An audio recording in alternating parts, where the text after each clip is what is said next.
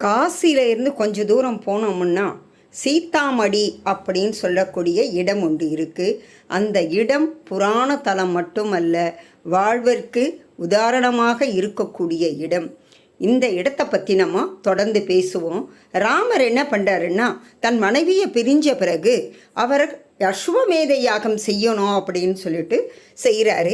அந்த நேரத்தில் அந்த குதிரைகள் என்ன ஆகிடுதுன்னா ஊரெல்லாம் சுற்றிக்கிட்டு வருது. கடைசியில் சுற்றிக்கிட்டு வந்து இந்த இடத்துல வந்து நிற்கும் பொழுது இவர் என்ன பண்ணுறாருன்னா, அந்த குதிரையை தேடிக்கிட்டு எல்லாருமா தேடி போகிறாங்க. அந்த குதிரைகள் எங்கே இருக்குன்னா, இங்கே கட்டி போட்டு இருக்கிறத பார்த்தோன்னா அவங்களுக்கு கோவம் வந்துடுது ராமருக்கு. என்னடா இது, நம்முடைய அஸ்வமேக குதிரையை யாரால் அடக்க முடியும், யாரால் கட்டி போட முடியும் அப்படின்னு நினச்சிட்டு அவர் பார்க்கும் பொழுது அந்த இடத்துல 2 சிறுவர்களை பார்க்குறாங்க. லவாகுசா இவருக்கு அப்பான்றது குழந்தைகளுக்கும் தெரியாது, அவருக்கும் தன்னுடைய பிள்ளைகள்னுட்டு ராமபிரானுக்கும் தெரியாது. அவங்கள எதிர்த்து சண்டை போடுறாரு. எவ்வளோ தூரம் நல்லவிதமாக சொல்கிறாங்க, குதிரையை கொடுத்துரு, இது அஸ்வமேத ஏகம் குதிரை அப்படின்னு. ஆனால் அந்த பசங்க கேட்கல, சண்டை போடுறாங்க. இது என்னடா இது, நிகராக தனக்கு யாருமே வில்லு வித்தைக்கு நிகர் கிடையாது.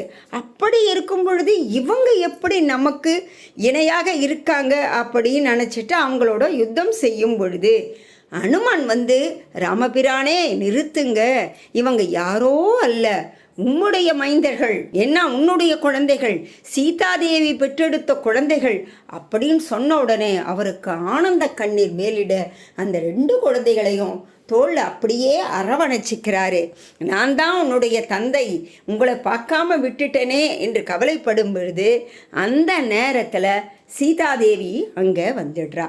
ஆக சீதாதேவியை பார்த்த உடனே அவர் ரொம்ப பரவசம் அடைஞ்சிடுறாரு. ஏன்னா இத்தனை வருஷம் பிரிந்திருந்து குழந்தைகளையும் பார்த்த உடனே அவருக்கு சந்தோஷம்.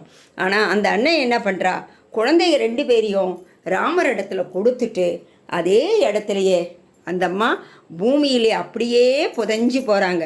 அத்தகைய இடம்தான் இந்த சிறப்புமிக்க சீதாமடி. மடி என்றால் என்ன, குழந்தைகள் எல்லாம் மடியில் தான் சுமந்துட்டு இருப்போம். தஞ்சம் அடையக்கூடிய இடம். இந்த இடத்துல தான் அந்த அம்மா பூமிக்குள் புதைஞ்சாங்க.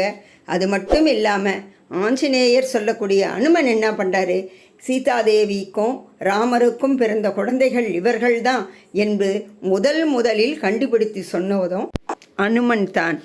உங்களுக்கும் காசிக்கு போகக்கூடிய ஒரு வாய்ப்பு கிடைச்சதுன்னா நீங்கள் தவறாமல் என்ன செய்யணும்னா, சீதாமடி இருக்கக்கூடிய சீதாதேவியினுடைய அடைக்கலமான, நமக்கெல்லாம் அடைக்கலம் கொடுக்கக்கூடிய, நம் பாவங்களை தீர்க்கக்கூடிய, நமக்கு நன்மைகளை தரக்கூடிய சீதாமடி இடத்துக்கு போங்க.